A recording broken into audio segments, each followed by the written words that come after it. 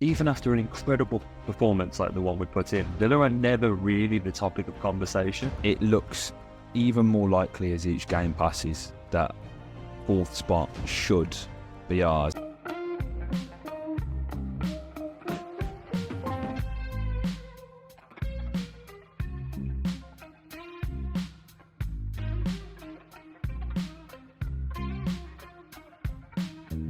Hello and welcome back to the Villa Filler podcast. I'm here as always with my good friend Dan Wiseman. Dan, it's the evening after the night before. Aston Villa 3, Bournemouth 1. What a result, what a performance, and what a bloody week it has been. 3 games, 3 wins, although if you're, speaking technicalities, technically only 2 wins. Nevertheless, we've obviously, since we've last spoken, mate, we've advanced to the semi-finals of the Europa Conference League. We'll face Olympiacos, and we've gone and just put in an absolutely phenomenal 2 performances in the Premier League, really, haven't we, mate? But we're here to talk about this Bournemouth game, mate. I'm almost lost for words, as I say, it's the Monday evening now, and I'm still struggling to put into words just how brilliant this game really was. Yeah, it's quite incredible, really, mate. It's quite incredible, really. I've got a lot to say about this one, actually, and a lot of good things. I think the main thing to take away is we're just incredible. We're just incredible, and we can I think there's been a lot of the thing across Villa fans and in Villa discourse generally this season that, we can't take this season for granted or anything like that. But it's very, very interesting in that I kind of feel that everybody is, generally across football, I feel like visibility is just continually going under the radar.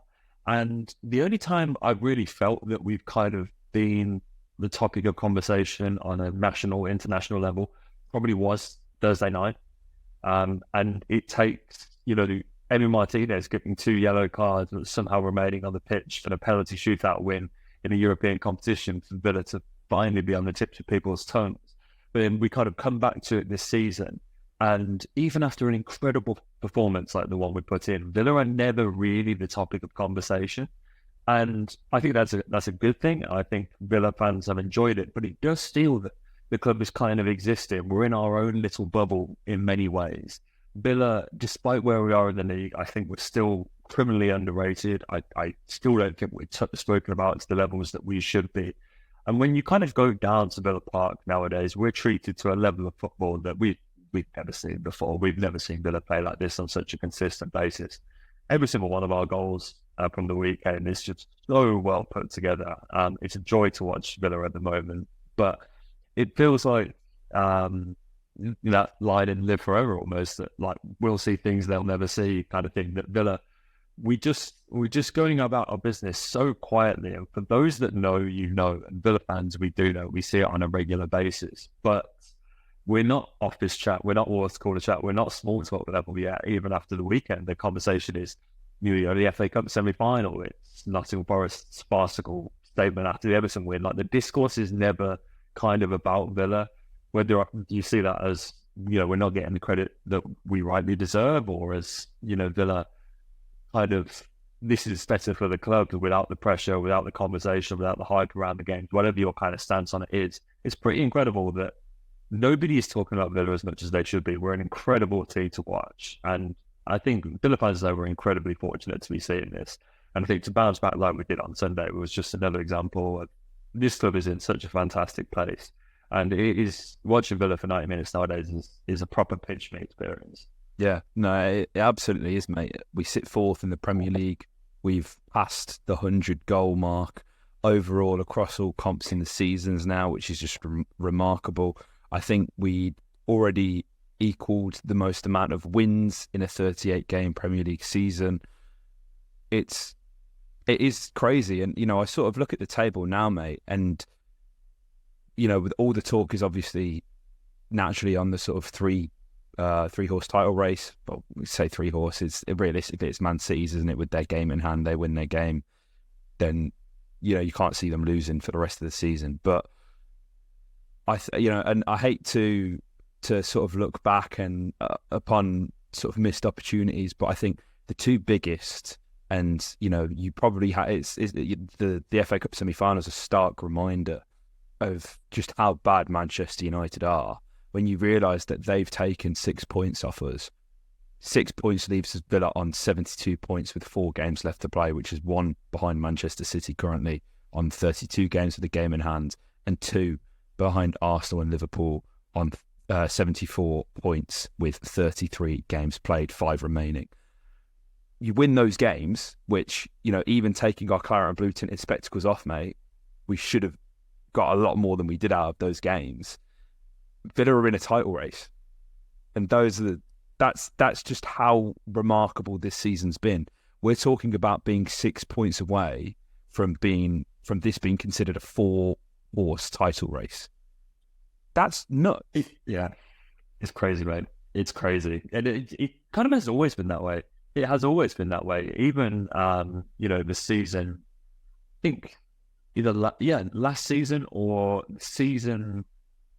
Gerrard's last season with the club, I think it was. I'm going to say, I believe in that season we lost points, two games to Leicester and 1 against Burnley, I think, and we drew 2 of those games and lost 1 or something like that. But I remember the teams being Leicester and Burnley, and had we converted those wins into 3 points, we would have been in European football. And it is crazy, like how these kind of margins are often so fine, but such is the nature of this kind of very competitive league. But it is crazy, mate. It's difficult almost to kind of stop looking upwards. And I know that Spurs have 2 games in hand, and they've played 32 games. We've played 34, and they are only 6 points behind us. So if they do win both of those games, and should they do so with a 5-goal swing in goal difference, they will be both level on points and level on goal difference with Villa. So it is far from done. But yeah, it's very interesting, mate, that you never want to ask for more in a season like this. But yeah, just a couple of results. Even the Brentford one the other week, had that been 3 points as opposed to 1, you just pick kind of 2 or 3 games maybe across the season. Bournemouth away, this is the side that we just cut to pieces at Villa Park. You just pick 2 or 3 games and you convert those 1 points into 3, 0 points into 1 maybe. It's crazy to think of the circles that this club could have been in going into the 7-2. But I mean, I'm just waiting for the Champions League football because God knows how it would be if we were still in this shot the title. I know, right? It'd be crazy, wouldn't it? Well, I mean, the thing is with the sort of race to Champions League, and guys, don't worry, we will go on to talk about the game soon. But whilst we're on the subject of that, obviously Newcastle and Man United are both sat on 50 points, 16 points behind us.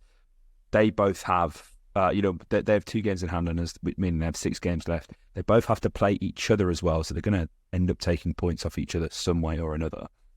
They would have to both win every single one of their games, and Villa to lose all of their games for them to have the chance of finishing within the top 4. So realistically now it does come down to Tottenham. And when you look at a gruelling run of Arsenal at home, Chelsea away, Liverpool away, Burnley at home, Man City at home, Sheffield United away, and then Newcastle away on the final day of the season, knock on wood, it looks even more likely as each game passes that 4th spot should be ours. And I hope this doesn't get clipped, and I hope I don't look stupid at the end of the season. But I already made myself sound stupid on the radio a couple of weeks ago, didn't I, at Luton, when I said 4th was nailed. But I mean, here we are. We're in this position right now. It's remarkable. And as you rightfully said, Spurs have games in hand. I would always rather have points on the board, mate. And thankfully, we were able to put another 3 on against Bournemouth. Now, what I said the other week, didn't I, mate? Morgan Rogers, he was giving me Zidane. He keeps doing it. He keeps doing it, mate. He keeps doing it. Oh my God, he's absolutely phenomenal. I work with as I said, Bournemouth fan. No, I work with a Borough fan, and he was sort of semi-gutted when we'd signed Rogers, but it was also like, £8 million for someone we bought for £1 million, who hadn't necessarily set the world alight for them. I think it was, fair to say is the sort of general consensus of Morgan Rogers at Borough. To see him now, it's remarkable, really, isn't it? Just, what he's doing and at the rate he's done it, at the sort of speed. He probably wasn't ever intended to play as many games as he's found himself in already. And he looks every bit like a Premier League player, no matter how often Unai Emery insists he is only a Championship player, which I absolutely love, mate. There's the goal's brilliant, isn't it? Because, I mean, first of all, underrated aspect of the players is Moussa Diaby winning the ball back there. Shows a bit of strength that we haven't necessarily seen at all, really, from him. Wins the ball back off Ryan Christie. Sets Leon Bailey on his way. Leon Bailey's passing in this game, by the way. Wow. It's on a different level, isn't it, mate? Finds Morgan with that ball. And what I love about Morgan is he's so sort of lanky, ungainly, yet he's so quick. It's sort of at the drop of a hat, he's gone. And given his size, his frame, he's able to sort of occupy the centre halves and the defenders in a way that, not many players, if any, really, other than Ollie, can actually do in our team. And he had Adam Smith on toast, so much so that he had to be hauled off at half time for Max Aarons. But the way he came in and just fucking rifled it in the top netting, mate, near post, having demonstrating all that power that I'm talking about, the confidence that this guy's playing with, the swagger is off the charts. And it's scary to think that this guy's he's not even 22. He's not even 22, mate. He's been playing in the Premier League for a couple months. It's ridiculous. Yeah, I haven't even got much to add to that. I have not got much to add to that at all. My main takeaway, I had two thoughts come to my mind when he scored this goal. The first was that it was never in doubt. I don't know why. As soon as he picked up the ball in that area, you knew it was going to hit the back of the net. I almost didn't expect it to be as impressive as it was when he did so. Like the way that he kind of cuts inside, it was spectacular. The way that he puts that ball into the roof of the net, as you said. The second thing is, how the hell did this guy only have one goal in the Championship this season before he's like, what was Michael Carrick doing? Like, I know, like you rightly say, like financially it's a great deal for Borough. They got him 6 months, 10x to his value, whatever it is. Like it from the financials, it makes perfect sense. But honestly, I know he was the top scorer in the Carabao Cup and stuff like that. So they're like, I'm not gonna act like he wasn't still sticking away on a regular basis. But for him to be, when we signed him, a lot of the conversation that we were having was, he's not really an integral player to Borough. He's not the main man. It was kind of, I can kind of see the vision, but it's not there yet.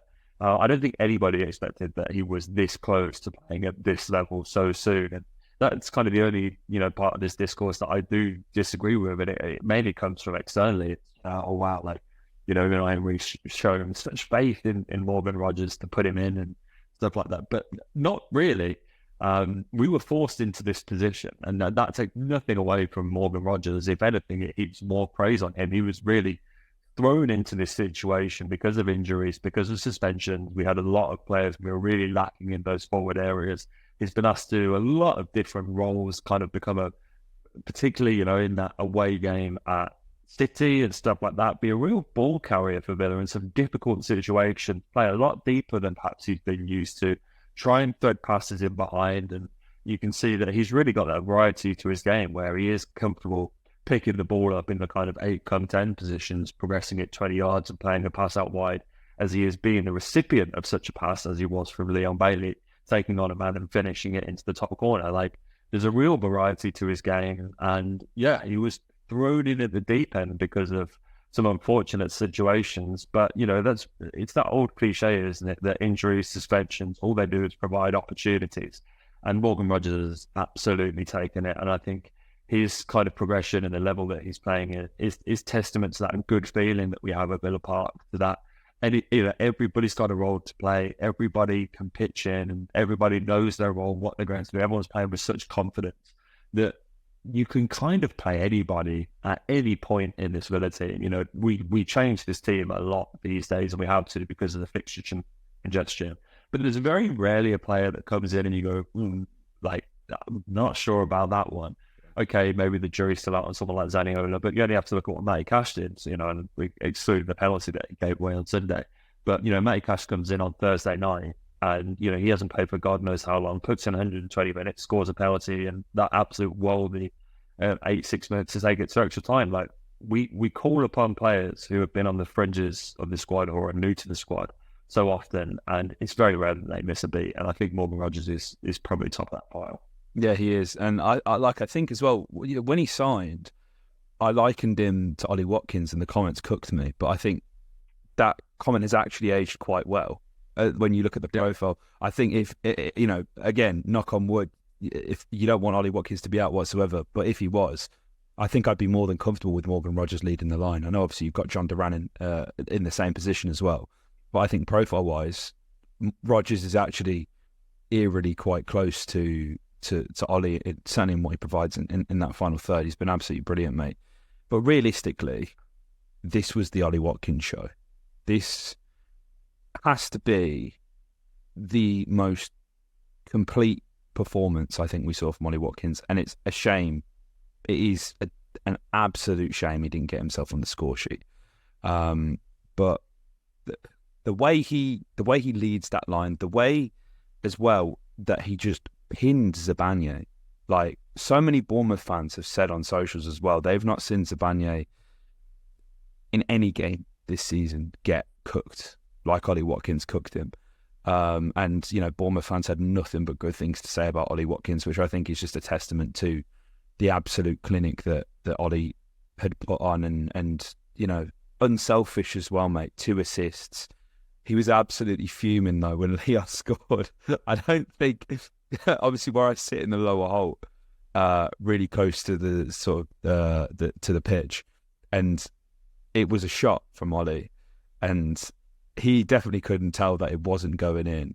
But as soon as that ball left his feet, all I did was watch Ollie because I thought it was going to be a goal, and then you sort of see it. I saw it in the corner of my eye. Leon scored, and Ollie's on the floor, and he's just like, "Oh my God, it's not going to happen, is it?" And then you see it in the video that the Villa posted after the game as well.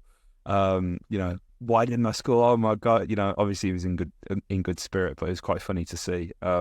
It's a shame his performance didn't warrant a goal, mate. But he was unreal, and the assist for the Diaby goal as well, absolutely phenomenal. Because I think it was Zabanije who again he sort of did, stunning pass from Rogers, perfect weight to it. Ollie just about gets there, and the touch he makes to get away from Zabanije, to come back inside where he knew Zabanije's either going to keep going out or he's going to bring him down here and potentially get sent off. Wonderful intelligence there. The weight of pass for Moussa as well. Neto didn't know if he could or couldn't commit, which gives Moussa that space. And, it is a tap-in, but Moussa still has a lot to do. Somebody who we've been saying for a long time, mate, he just needs a little bit. He needs the goal. And he's had a few of them recently, and you can see he is looking better as a result of it, really, can't you, mate? I think him and Leon, when they play together, Villa are just a joy to watch. You need them two on the pitch at the same time, really, don't you?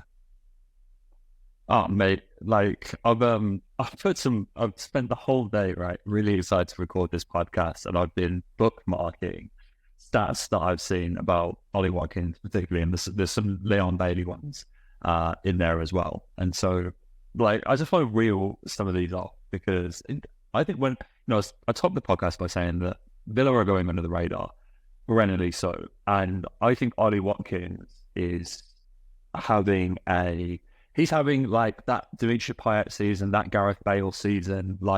This is a real kind of, I hate to say it, a streets won't forget. This is a incredible season that he's having that nobody's really giving enough acknowledgement to. So he has 31 goal contributions in the Premier League alone this season. 19 Premier League goals with no penalties, 12 assists to boot, which is the most in the Premier League, 2 clear of anybody else. He's the only player in the Premier League to be in double figures for both goals and assists, a feat that he achieved 11 weeks ago. He's got over 30 goal involvements, obviously, in the Premier League, led Villa to a top 4 finish. He's put Villa in the Conference League semi-finals. He's got 30, if you like to go in all competitions, going up to 40 goal involvements. That's more than Heung-min Son or Bruno Fernandes has ever had. It's tied with Kevin De Bruyne's most effective season. It will be more than Salah has achieved in any of his Liverpool seasons, bar his first. He's the top scoring FPL asset by 36 points. He has the 3rd most penalties won, the 2nd most man of the match awards. He has a 19% conversion rate, which is the highest in the Premier League. He's got more assists than anybody else in Europe's top 4 leagues, tied with Florian Wirtz and Alex Grimaldo of Bayer Leverkusen, Leroy Sané and Julia Brandt in 2nd. And what's most interesting is, Ollie Watkins is the only Premier League player to be double figures for goals and assists. Leon Bailey needs just 1 more assist to join him in that category. Leon Bailey also becoming the first Aston Villa player on Sunday who is not a striker to score 10 plus penalty goals in a top flight season. Only 2 players, this is the last one, I've said it last because it's the most impressive. Only 2 players have finished a Premier League season with outright most goals and most assists. Andy Cole did it in 93-94, and Harry Kane more recently did it in 2020-2021. Ollie Watkins is just 1 goal behind the Golden Boot leader, Cole Palmer, and leads the assist charts. And with Villa's running to end the season, you would more than back him to do that. If you look at Villa's all-time Premier League top goal scorers, he currently sits in 3rd. He's just 1 goal behind Dwight York, 15 behind Gabby Abumrahor. And so whilst I think it would be some feat for him to pass Gabby Abumrahor this season, you imagine that he's going to get there next. Ollie Watkins is the Premier League player of the season. Yeah, I can't see a world in which anybody can put forward a more compelling case than that. Manchester City, you imagine, will go on to win the league. Who has been the standout player for them? Phil Foden, maybe. There's Erling Haaland hasn't had the same season. There's nobody that you can kind of point a finger at and be like, yeah, he is the key man. The only man that I can kind of hold the torch to and say that he's operating in that kind of level is Rodri. And it's more difficult with that position because obviously there's not the kind of the output numbers to compare it to. But Ollie Watkins is in a class of his own as forwards go in the Premier League. And it's not like when you look at those stats, you compare them to other strikers across the top 5 leagues. How is this not front page news, back page news? Like he's, the fact that it is even a debate as to whether he would, get in the squad over Ivan Toney or Dominic Solanke this summer for the Euros says it all. There is not a leg to stand on. He is doing incredible things. And, the fact that, he's done all this without even scoring at the weekend, it's just remarkable. Let him cook. Let him cook. Oh, my God. And that's the thing as well, right? 1 goal behind Cole Palmer, 9 penalties Cole Palmer's scored in the Premier League this season. Ollie Watkins has scored a fat 0 because he wasn't very good at them until very recently against Lille. But and like Dougie scored 6 pens for us this season. Could you imagine how far clear Ollie Watkins could be? And there's and there'll be guys in the comments as well who are like, you don't rate Ollie, and I can't get my head around it. He's done so much to prove his worth, and you can see as well when he celebrates and when he scores, and at the end of the game, he's loving it, man. He's absolutely loving it because he's just doing his thing. He's playing the best football in his career to date, and look at where we are. We're challenging for the Champions League, mate. It's absolutely remarkable. And that debate, the Watkins Toney debate, not that it's much of a debate in any case, but really shouldn't the debate be Palmer and Toney? If penalties are that important, and we're considering Ollie's already on the plane, then it shouldn't be Ollie versus Toney. It should be Toney versus Palmer. And if it's Toney versus Palmer, then surely it's Palmer. who is way more efficient at penalties, it seems. But that is obviously a topic for another day. I'm sure we've got plenty of time to talk about England, mate. But we were just absolutely fantastic as well. We were brilliant. I'm still so high on this. John McGinn was great. Looked back to his usual self, playing in a more familiar position. Youri Tielemans as well. Again, just asked to play a different role, asked to play a little bit deeper. Both him and McGinn gone from being the 2-8s away at Arsenal to being the 2-6s. And again, you're getting a solid 7 out of 10 from Youri Tielemans every week, mate. Absolutely brilliant.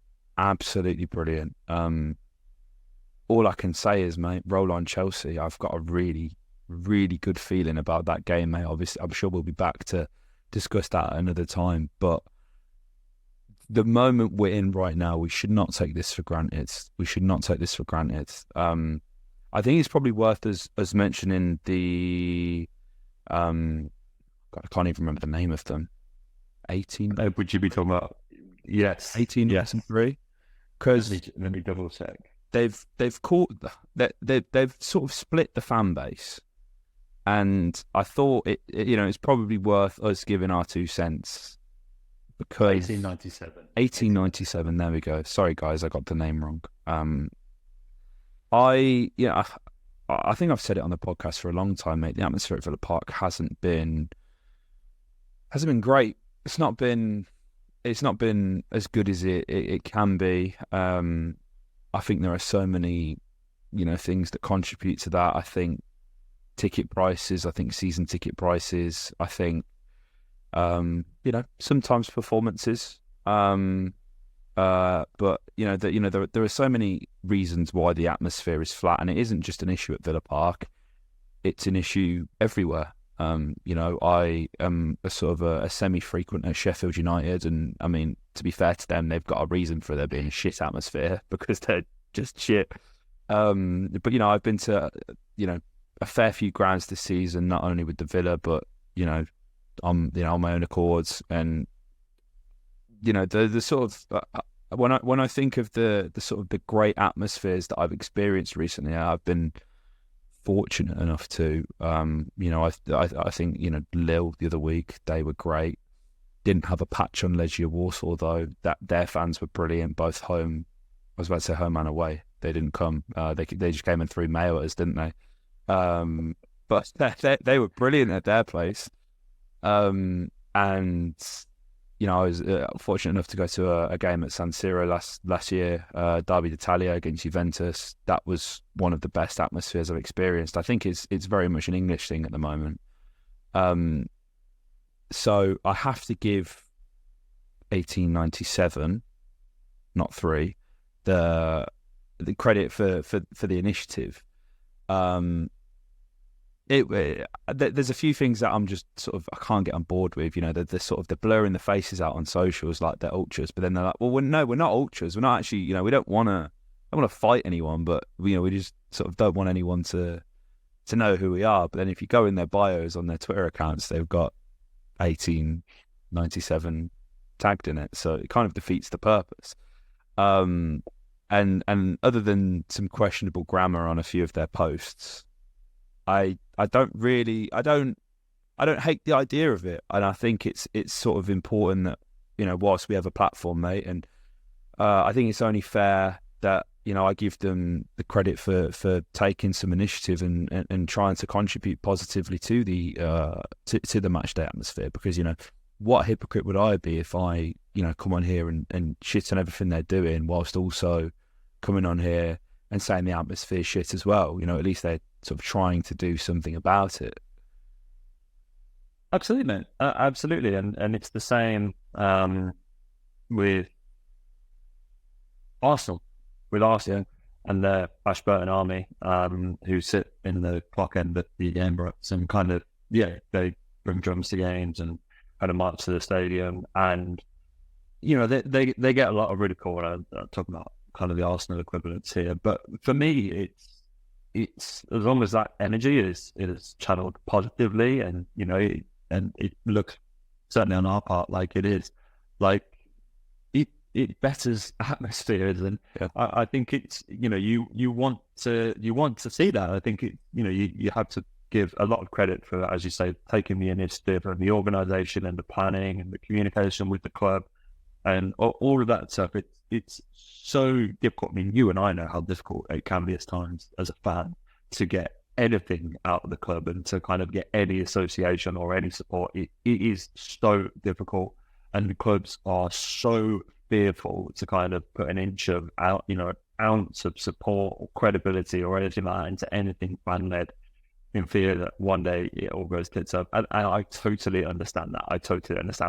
PR is everything these days, and you can't just be throwing out favors left, right, and centres to kind of ad hoc fan groups. But I think you kind of you have to, if you're going to speak about these guys, I think you have to hold them at the same breath as Project B6. And they tried to do so much for so many years, and ultimately kind of disbanded because they found it so difficult to do that. And so these guys have kind of picked up the torch, and more power to them, because Villa Park will be a better place with fans like this involved and fans who are this passionate and want to do things like this. And so I just honestly, like, it was there's so much that I loved about the weekend, and that's just kind of one part of it. You look at all the fans that turned up pre-game to welcome the team bus, the players into the Trinity Road, even that it was, under Villa Park and the glorious sunshine. It was a magnificent day, and it really was. And those guys, just added to the atmosphere. I've seen a lot of Bournemouth fans actually say that was by far and away the best atmosphere that they've been to this season.